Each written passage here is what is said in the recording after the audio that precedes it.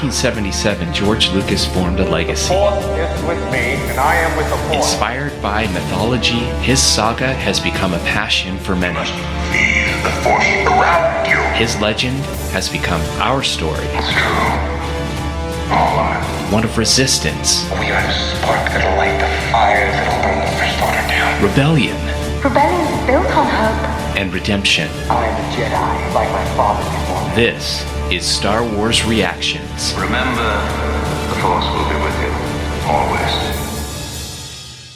Welcome back, everybody, to episode 38 of Star Wars Reactions. We got a full show for you today. I tell you what, this is something I have been looking forward to, this episode in particular, because when we decided we were going to do this topic, I just knew it was going to be good.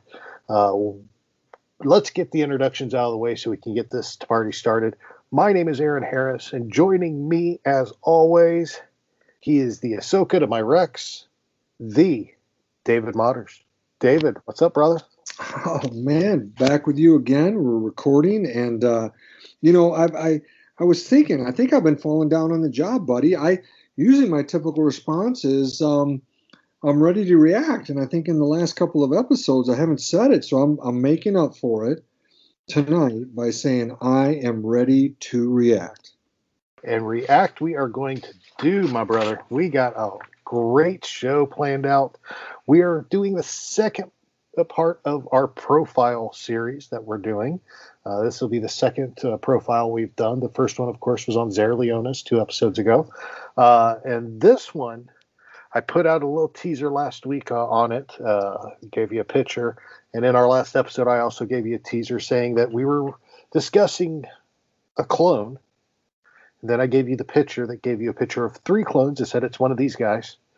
I even gave you a further hint saying that, it was voiced by D. Bradley Baker. If you couldn't narrow it down out of that, I can't help you out there. But we got a great episode today as we sit down and we are going to discuss Clone Trooper CC 5576-39. And if you don't know who that is, you might know him by his nickname, Gregor. That's right, folks. Welcome to the Gregor Profile. Are you ready for this, David? I'm ready, man. I'm same as you. This character really, again, all credit to you for coming up with this idea on doing profiles on some of the secondary characters. And this character, Gregor, Clone Commander Gregor, provides a great opportunity to talk about the Star Wars universe, and he really gives me the opportunity to talk about a really unique psychological disorder, and I'll talk about that in my psychology corner coming up. Excellent. Yeah, Gregor is the perfect example of why I wanted to do profiles on secondary characters, and his story, his biography really fleshes that out. So we're not going to hold anything back. We're just going to jump right into this discussion about Gregor. And to be honest, there isn't a lot we know about the character outside of his appearances in Clone Wars and in Rebels. There's not much we know about him. We know his designation is CC 5576-39. He's a captain, a special Clone Commando unit during the Clone Wars. He was a part of the Battle of Sarish, and he was reported missing after that battle. As a matter of fact, according to Colonel Meber Gascon, who from the droid arc in Clone Wars, he says that was the worst defeat the Republic has had to date at that point. It was apparently just a rout by the Separatists. But somehow Gregor survived the battle. He ended up on the planet Abafar in the city of Ponzora, where he was working for a Sulistan named Borkas in a diner called the Power Sliders. Now, here's the catch, though. He's working there because he has amnesia. He doesn't know who he is. He doesn't know where he's from. We don't even know if Gregor's what they called him in the in the Army of the Republic. Rex is Rex, Fives. We don't know if that was his nickname there, but he just was going by Gregor. But if it wasn't for the chance encounter with Colonel Gascon and D Squad after they successfully stole a encryption module from the Separatists, if they hadn't crash landed there, Gregor might still be washing dishes. But it happened that they were there. Gascon helped, and the droids helped jog Gregor's memory so he could remember who he was. From there, he assisted D Squad escape Abafar. He provided cover for the droids while the Separatists while they stole a shuttle to escape to an orbiting Republic cruiser. During the battle of escape, it was believed Gregor died while providing cover for Meeber Gascon and one of the astromechs, BZ. And it's a sacrifice that not only ended up saving their lives, the lives of D Squad and of Colonel Gascon, it ended up saving the life of Anakin Skywalker, saved the life of Obi-Wan Kenobi, Captain Tarkin. I believe he was still captain at that point. He may have been an admiral. I don't remember at that point. I'd have to go back and check. But it saved their lives. It saved the lives of the Jedi Council. It saved the lives of literally the entire top brass of the Republic, the top strategists. They were at a conference, and the Separatists were using that captured cruiser that was in orbit to attack and basically ram a bomb into the space station where they were holding this conference to kill everybody. And if they'd have done that, who knows what would have happened at that point with the war. But guess what? Gregor somehow survived his fate on Abafar, and this is where it gets gray. We don't know what happened to Gregor after this point. Gregor, we know somehow he survived. Somehow he wound up back with the Army of the Republic. He wound up back hooking up with Captain Rex, with Commander Wolf, and we know he got promoted to commander at some point too. We don't know. We don't know the story behind that. There's been nothing released in comics or in books, encyclopedias, any of that about what happened to him in the in-between time. But we do know his story picks up again during Star Wars Rebels. And this is where a lot of people know him from Star Wars Rebels, because he was only in one episode of Clone Wars, but he made a huge impact there.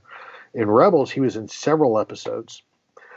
He was living with Captain Rex and Wolf on board the modified AT-TE on board on the planet Selos. They had survived the Clone Wars. They had removed their command chips, their behavioral chips, and they ended up working with the Spectres to liberate the planet Lothal. And we see a change in Gregor too from Clone Wars to this series and to Rebels. He in Clone Wars he had amnesia. He didn't know he was, but as soon as he remembered, he was Johnny on the spot. He was the commando again. He had confidence. He did not miss a shot. I mean, he was just Johnny on the spot. I mean, Rambo to a T. And he was awesome. But we see a change in him in Rebels. He's a lot more eccentric. He likes to hunt the Jupa. That's what he's all about at this point. He's quite well. Let's just say he's a couple dozen donuts short of a dozen, to say the least. And he's eccentric.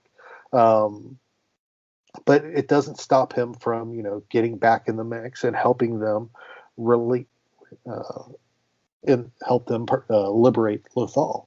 Matter of fact, he ends up giving his life for Lothal during the final battle of Lothal when they're fighting and they're infiltrating the dome, which is the Imperial headquarters there in the series finale. He actually is taking a power terminal with Zeb and with callous, and when he gets shot, and he ends up passing away at the end of that, just a few moments later, in the arms of Captain Rex. And it's a really touching move for him at that point. So we get to see that closure there.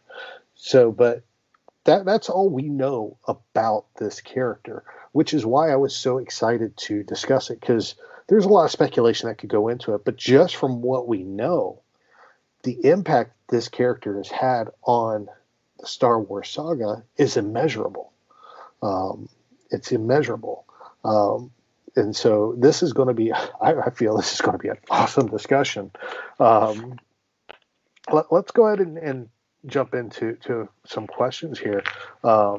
Looking at Gregor overall, what are your overall thoughts on the character, David? Yeah.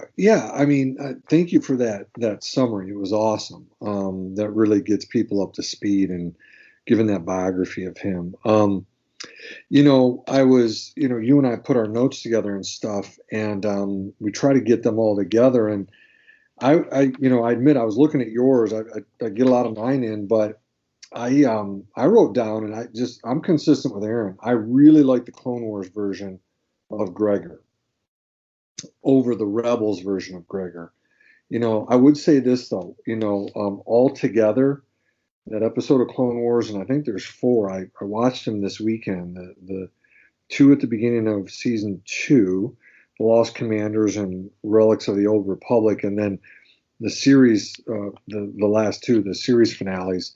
You get quite a bit, of Gregor. But when you put all that together, he's one of those characters that you love because of his good heart, his loyalty to his clone brothers, and really his concern for the Republic. We see that in the Clone Wars. Again, thought that he sacrificed himself there on Abafar.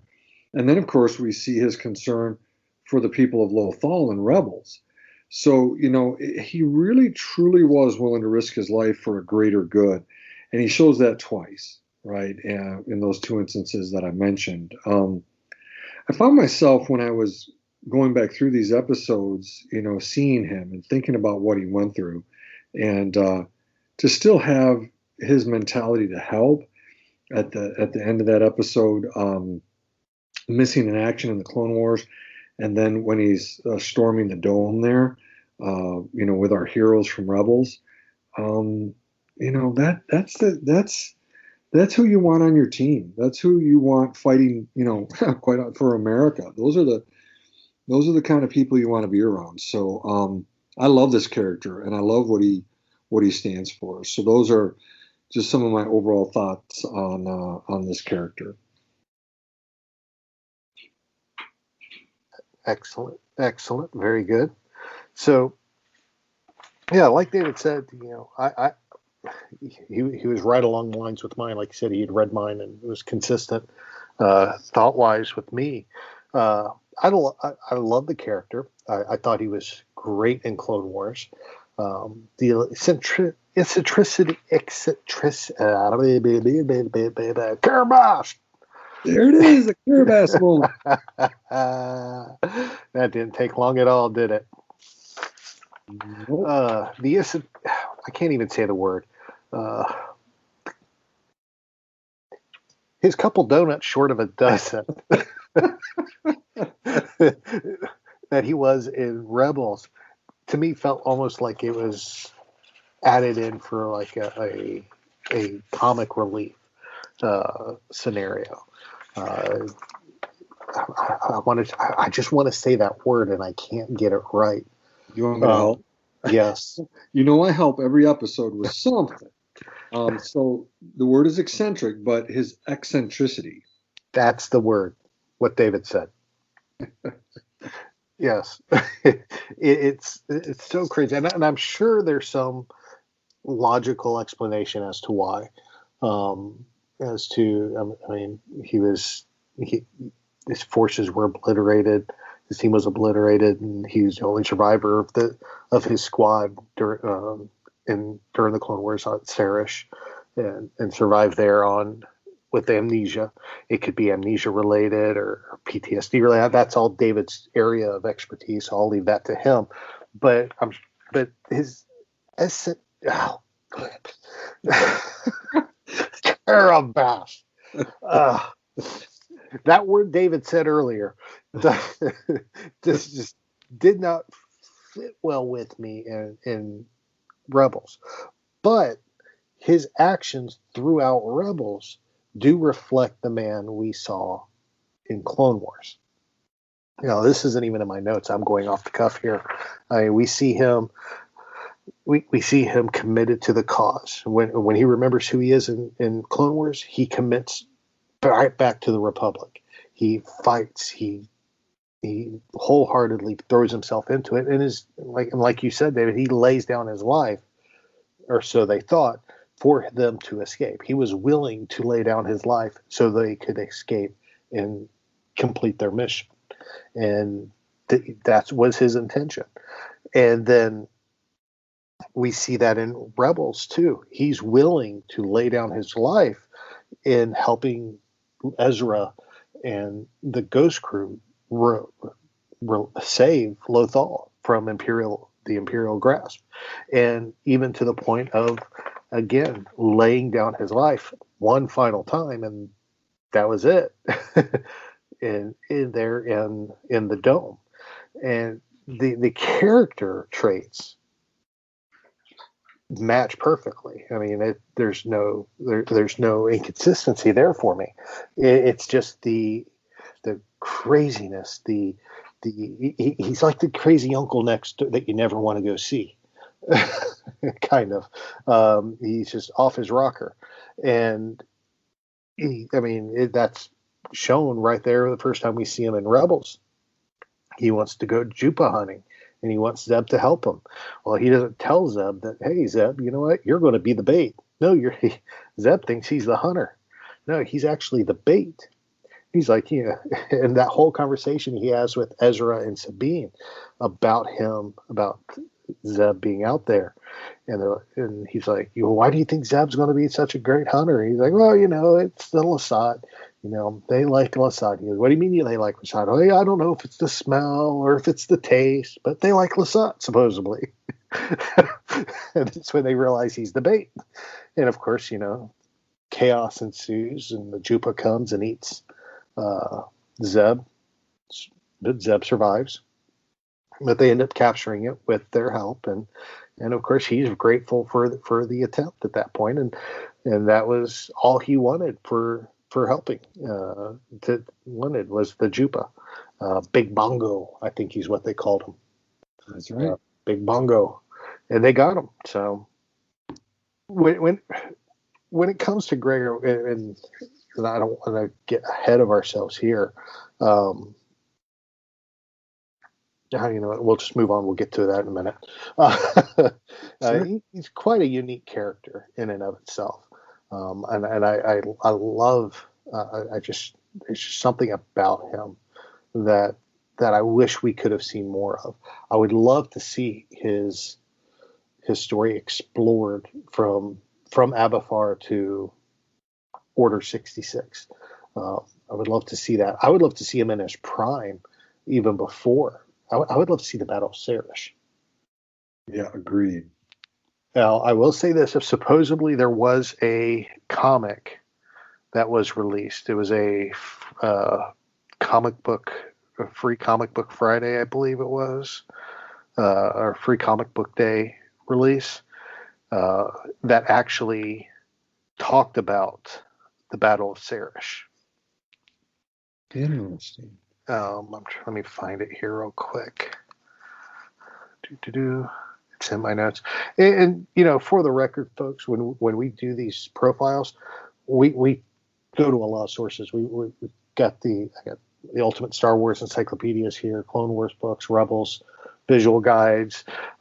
We use Wikipedia, of course. I actually even went to StarWars.com, actually. I think that's where I saw it. StarWars.com, and went to actual episode guide and was using that too to explore the episode and the character itself. Where is it?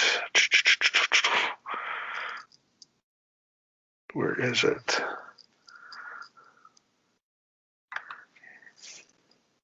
Hold on.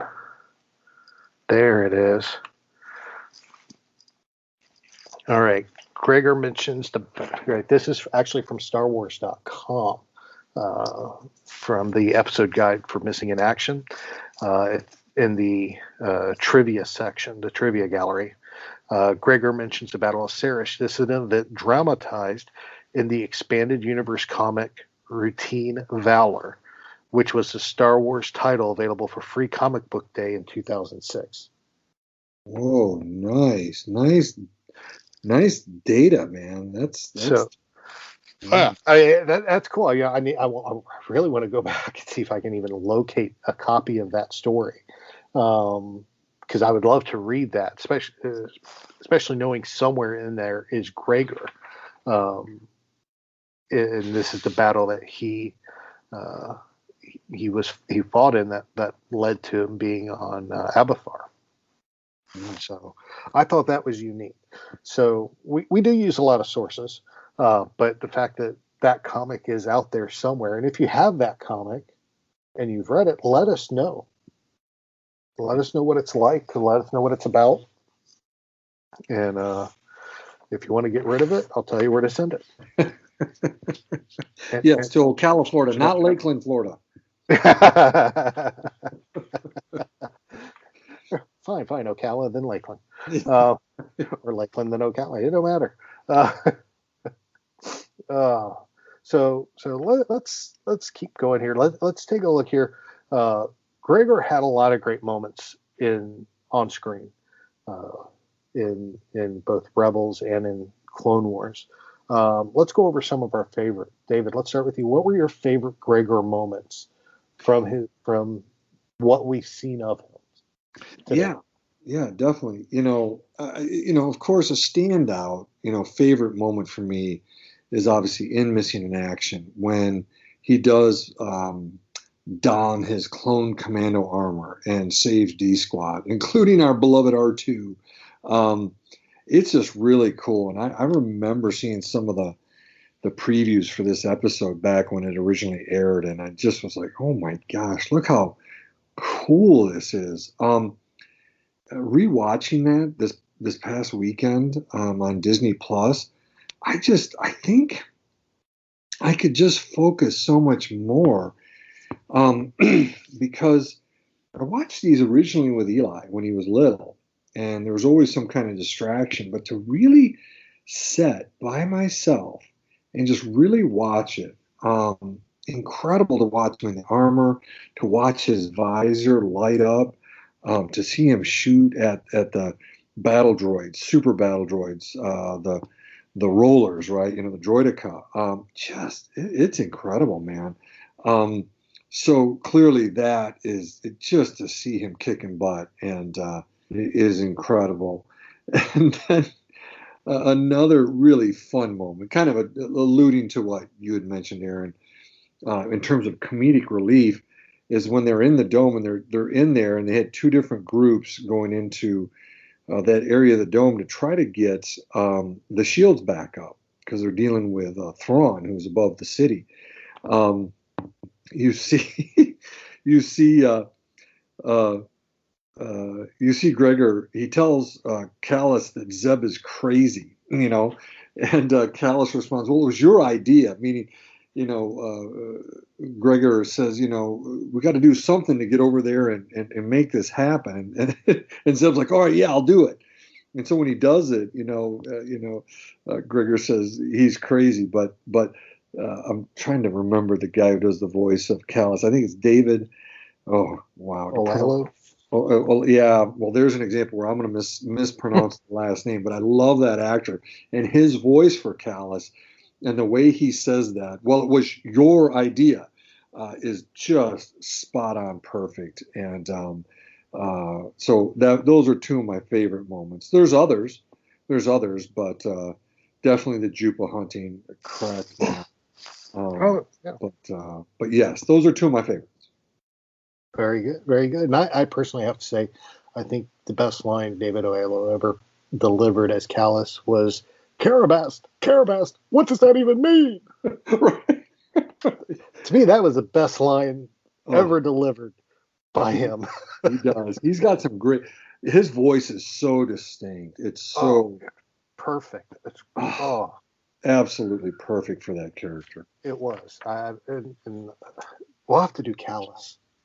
Oh my gosh. We'll have to add I'll Callus put to him on the we got a list. whole list of names that we have that we want to do profiles on, Yes. and the list keeps growing. And if he's not already on there, which I think he might be, but we got to do Callus soon. I love that. I love that character. That one. Yes. Agreed. All right. So for me, my favorite moment with Gregor actually comes from the Clone Wars episode. It actually, he is starting to remember who he is. They go to the diner to try to locate his armor, and Orcus shows up and is basically threatening him. He goes, "No, you're mine. And he's trying to protect the. Gregor's basically his slave. He doesn't want to lose his essentially free labor, and he goes and he pulls a blaster. He opens up the trunk, goes, "This is what you're looking for?" And he's like, and Gregor's mad. He's like, "You knew who I was this whole time, and you didn't tell me." And he is livid. And Orcus grabs the blaster out of the crate, points it at him. He goes, "You want to be a clone? Take your weapon. Take it. Come on, take it." And of course, Gregor goes at him, and Gregor gets beat. I mean, he ends up on the ground, slumped over the trunk, because he hasn't regained that confidence yet. But I love the fact that after the droids step in and they take out Borkus, he gets his stuff and he picks up his helmet and he turns it around and he's looking at his helmet. And it's almost, to me, it was very reminiscent of the scene where Boba in Geonosis picks up Jango's helmet and is just kind of holding it and looking at it. To me, it had very similar feels to that, but he's got that commando helmet. It's got that visor, and it's got all those etch marks on there of kills and stuff all over there, and it's just covered in these etch marks. And he starts to remember. You can see him start to remember more and more. And as soon as that armor's on, bam, he's a completely different character. His voice changes. There's confidence. He's not quiet and held back. He's confident. He knows what he can do. It's just a drastic. I mean, literally, it's a drastic change in just a matter of seconds in the episode. I'm sure it takes him a while to put that armor on, but it's just as soon as he gets that armor on, he's a different person because he knows who he is. And I love that. And and to me, it's very, very reminiscent of real life. When you know who you are and you know what you need to do and what you're doing, and you have confidence in your ability to do it, and you just do it. Nobody's going to stop you. You're going to do it. You're going to follow your dreams. You're going to do it because you know that's what you want to do, and you know you're going to do it. And to me, this was just a perfect representation of that. So that was my favorite moment. I went way off on a tangent on that. No, I liked it. You said it so well. You really made it come alive. Yeah, outstanding. Yeah, I did it a much shorter version. Usually I'm the one who's wordy, and I loved it. I loved how you described that, man. Completely enjoyed that transformation for him. Perfect. Well, we got more about Gregor that we want to talk about. Plus, we got David's Psychology Corner coming up. But first, we're going to take a quick break, and we will be right back with more of our Gregor profile. Welcome back, everybody. Aaron and David still here. We are still discussing Gregor. That's right. Clone Captain or Commander, depending on which series you're looking at. Designation CC557639. Oh, awesome character. And we're just going to keep going. Before the break, we discussed his history, his biography, and some of our favorite moments about Gregor and our overall thoughts as well. But now I want to look at why he's important in the Star Wars universe. To me, this is the drive in our profiles, is to explain why these sub characters are important. There's always importance to every character we see. And especially when they're involved on either side of the card. And if they're bad guys, good guys, it doesn't matter. There's an importance and there's an impact to the saga. And Gregor, to me, was the definition of an impact on the saga and why he's important. Believe it or not, if it wasn't for Gregor, the Star Wars saga would be very different. If it wasn't for Gregor, if it wasn't for Gascon helping and D-Squad helping him remember who he was, chances are he'd still be washing dishes. And if he was still washing dishes, the Separatists would have taken that cruiser to the conference, the Republic Strategy Conference, rammed it into the station, and caused a massive chain reaction explosion with the Rhydonium they had on board, and would have killed everybody there. There would have been no Tarkin to build the Death Star. There would have been no Anakin Skywalker to father Luke or Leia, or turn to the dark side and become Darth Vader. There'd be no Obi-Wan Kenobi. There would be no Mace Windu. Jedi Council was on that station for this conference. Windu was there.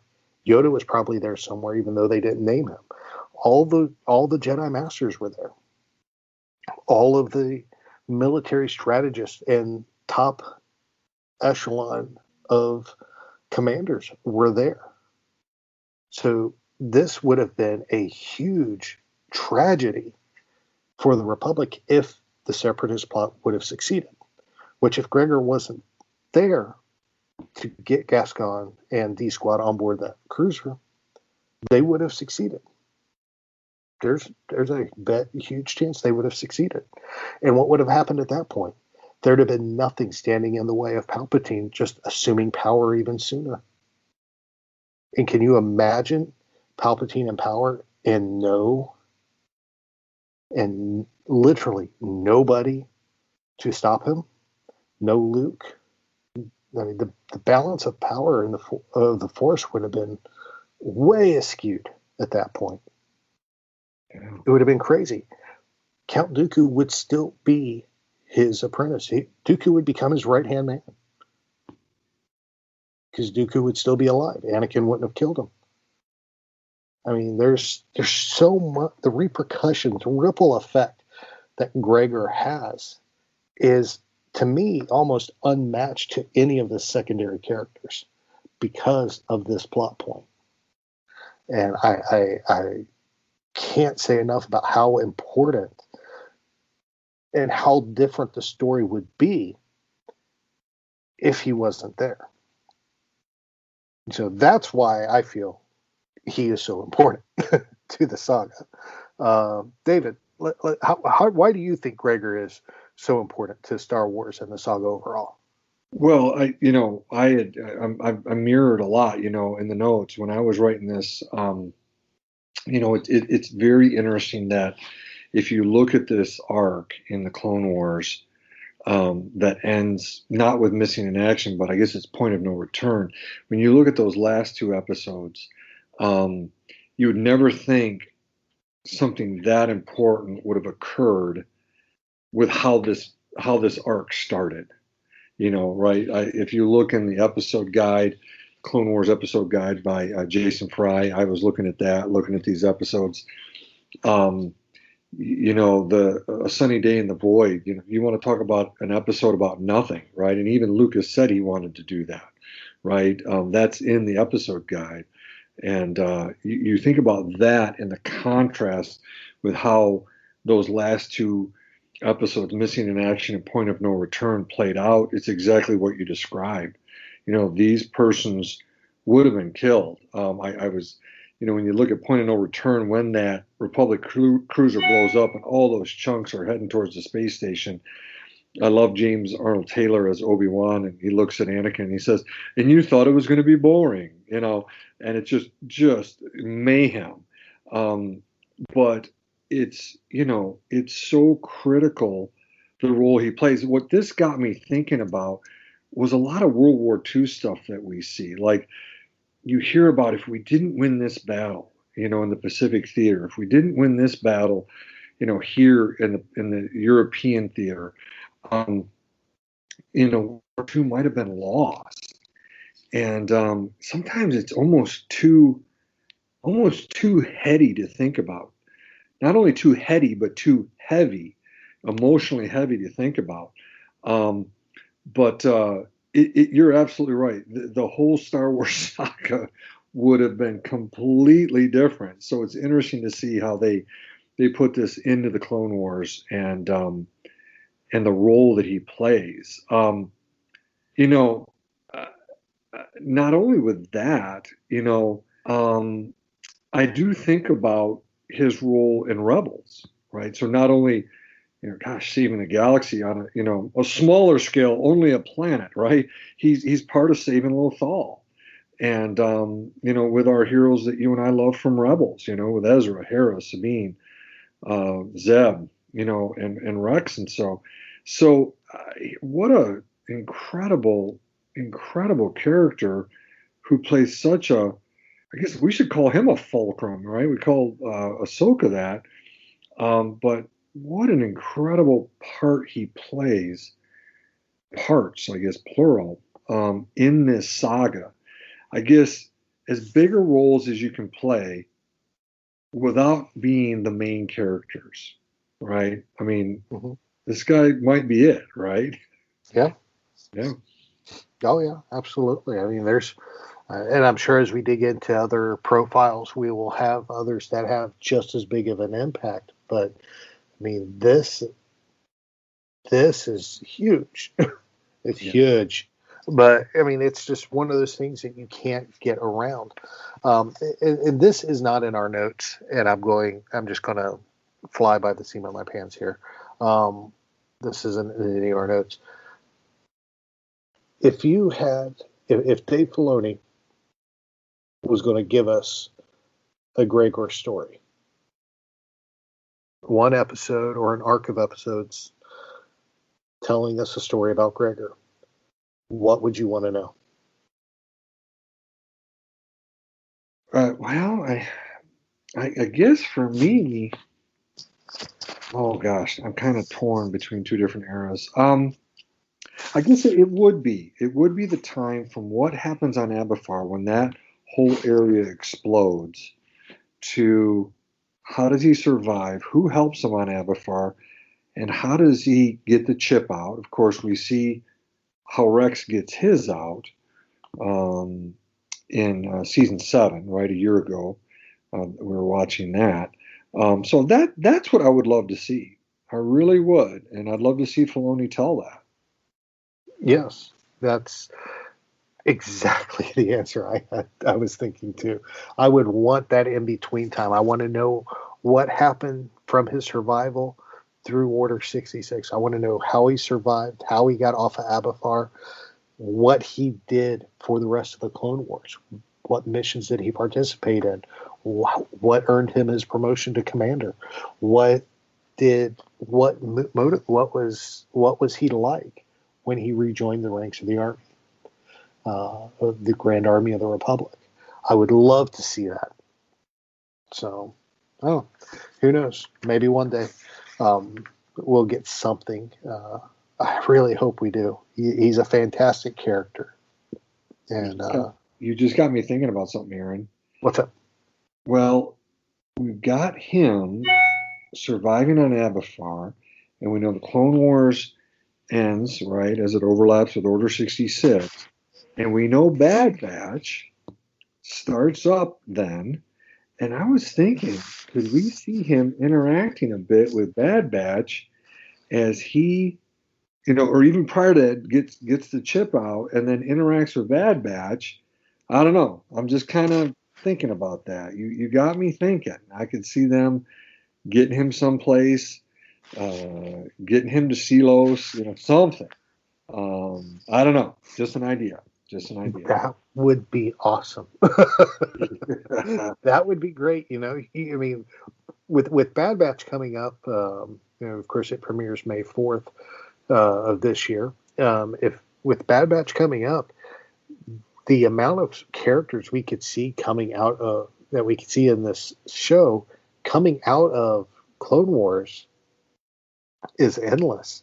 I mean, we could see Captain Rex. We could see, and chances are we won't see Rex, but we could see Rex.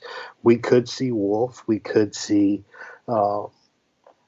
Tarkin. We could see Vader. Right. The Inquisitors, the Grand Inquisitor. I mean, these are all characters we could be seeing coming out of the Clone Wars.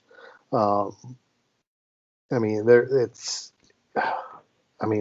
so many options. So why not? Why couldn't we see Gregor? Why couldn't we see something about him? I mean, and it could be something as simple. I mean, there's a lot we don't know about Bad Batch yet. So, I mean, right. They could be the A-team of the clones, where they're helping clones defect and go into hiding, or they could be hunting down rogue clones and Jedi that are enemies to the newly formed Empire. Who knows? I mean, we don't know yet. If they have said, I haven't heard it yet, but there's a lot we don't know. So bring him on. Bring Gregor. You put Gregor in Bad Batch, I will lose my mind. Well, just the more I think about Bad Batch and where it is in the timeline, it's really opens up a lot of possibilities, and we'll be excited to watch those episodes coming up. I'm ready. I'm already ready. So same here. It's going to be good. All right. So with that, we've covered everything we wanted to on Gregor. David, it's time for your psychology corner, buddy. Let's talk, man. What do you got for us tonight?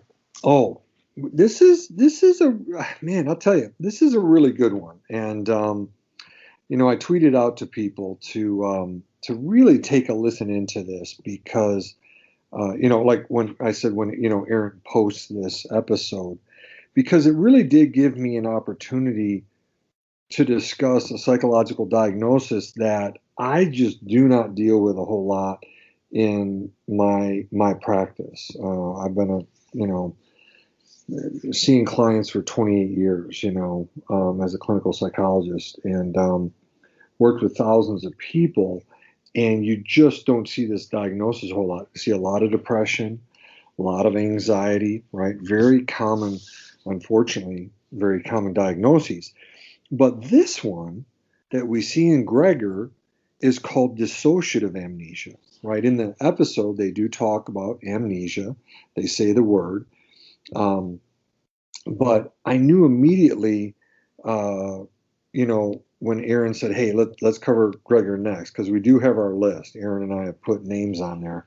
When he said Gregor, and I remembered the episode from several years ago, I knew immediately that I wanted to cover the aspect of amnesia, because it's just not discussed or covered a whole lot. And so let's help our listeners become good psychologists. That's what we've talked about before.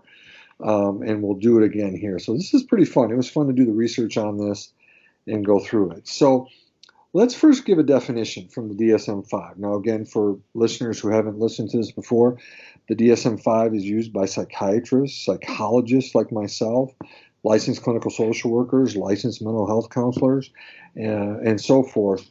It's used by insurance companies as well. in terms of diagnoses, okay, psychological diagnoses. So it's called the Diagnostic and Statistical Manual of Mental Diagnoses, version 5. So here's how it's defined: dissociative amnesia. It's an inability to recall important autobiographical information, usually of a traumatic or stressful nature, that is inconsistent with ordinary forgetting. Okay. Now, what's pretty cool in the DSM-5 is it goes on to state that dissociative amnesia often consists mostly of localized or selective amnesia, all right, for a specific event or events. There's also generalized amnesia, and that tends to be for a person's identity and life history. So let me give a little bit more detail here directly from the DSM-5. This is pretty cool to see. Now, let me first just start with this generalized amnesia because it's the most rare. It is a complete loss of memory for one's life history. That's a pretty rare thing. I have not had that in my office, okay? But more common, but not super common, is the localized amnesia and selective amnesia. Localized amnesia is the failure to recall events during a circumscribed period of time. And it's considered the most common form of dissociative amnesia, okay? So, and let's bop over to selective amnesia. And this is what I think Gregor most closely fits the description of. In selective amnesia, the individual can recall some, but not all of the events during a circumscribed period of time. You know, in the DSM, it says, thus the individual may remember part of a traumatic event, but not other parts. You know, going back and rewatching Missing in Action from the Clone Wars, it appears that Gregor definitely is suffering from selective amnesia. And we really see this in the discussion between him and Colonel Meeber Gascon. It really plays out that he can't remember all of the events of the Battle of Sarish. And so it's a traumatic event. And just like Meeber Gascon tells Gregor, and as well as D-Squad, you know, it was one of the worst defeats at that point in the Clone Wars at that time. So clearly a traumatic event. He doesn't remember all parts of it, but he does start to remember stuff as Meeber Gascon starts to tell him. And in the DSM-5, it does describe how usually it is a family member or a mental health professional that is helping that person remember some of these issues or bring back some of that memory.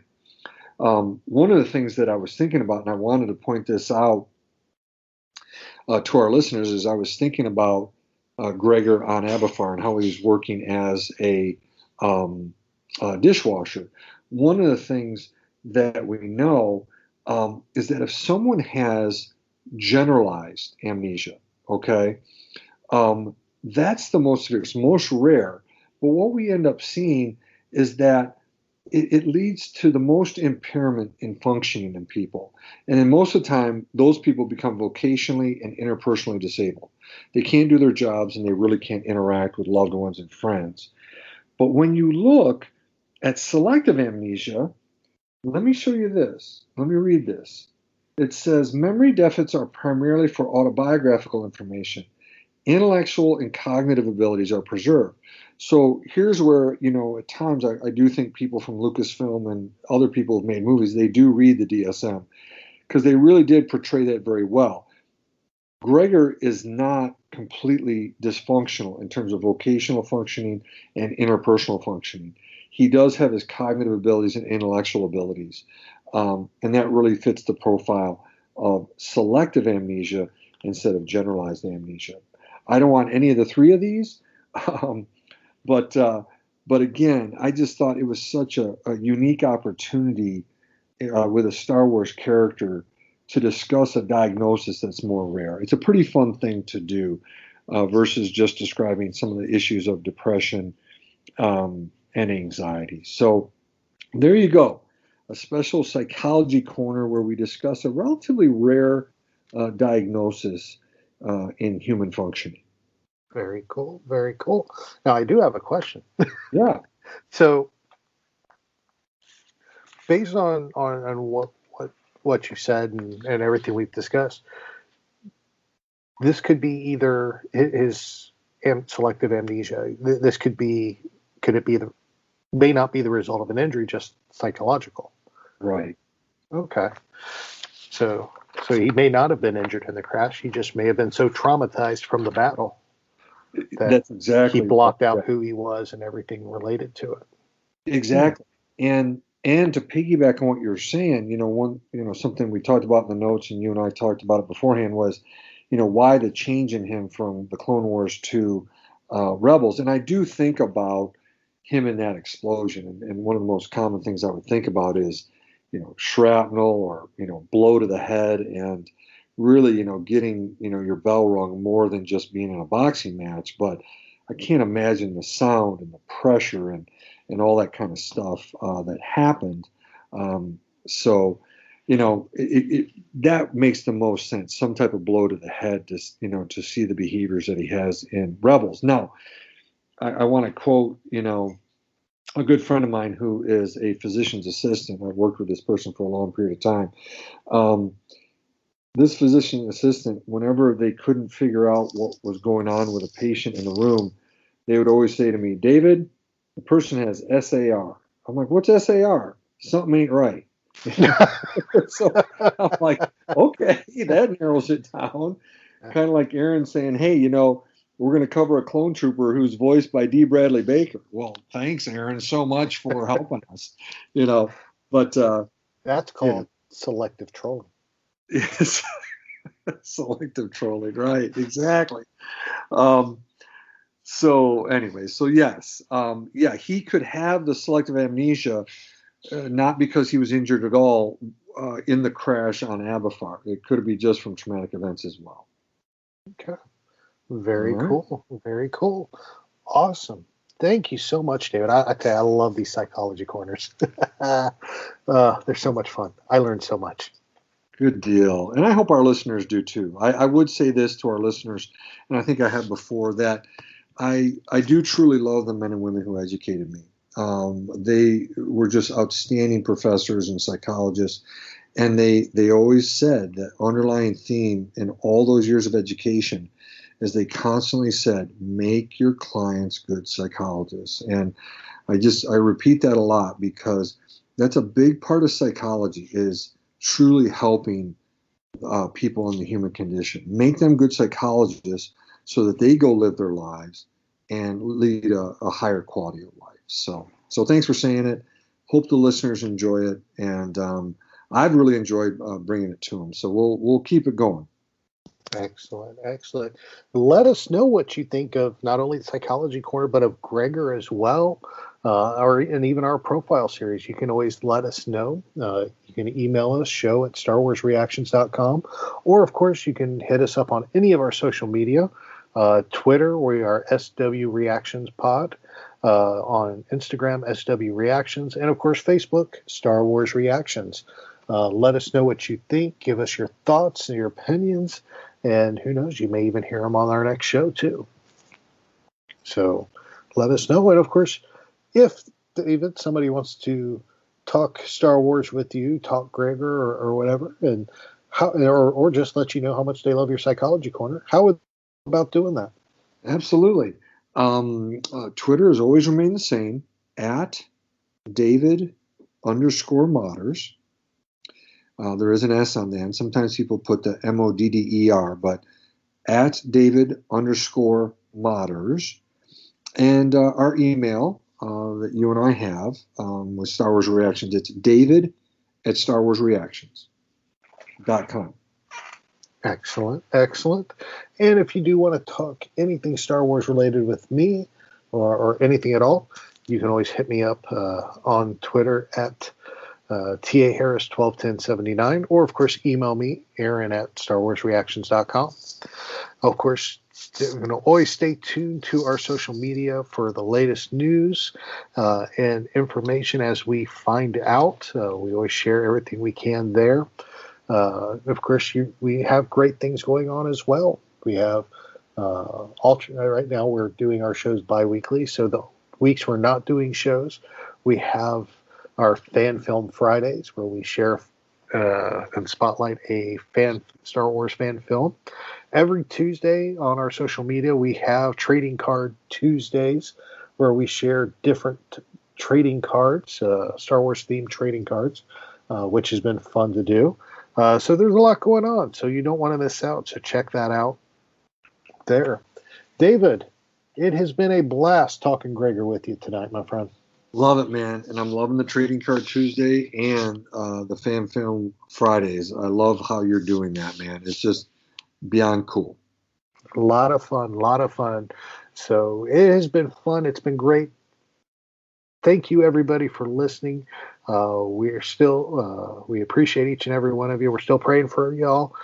Stay safe, stay healthy. Remember, this is your place for elegant discussion for a more civilized age.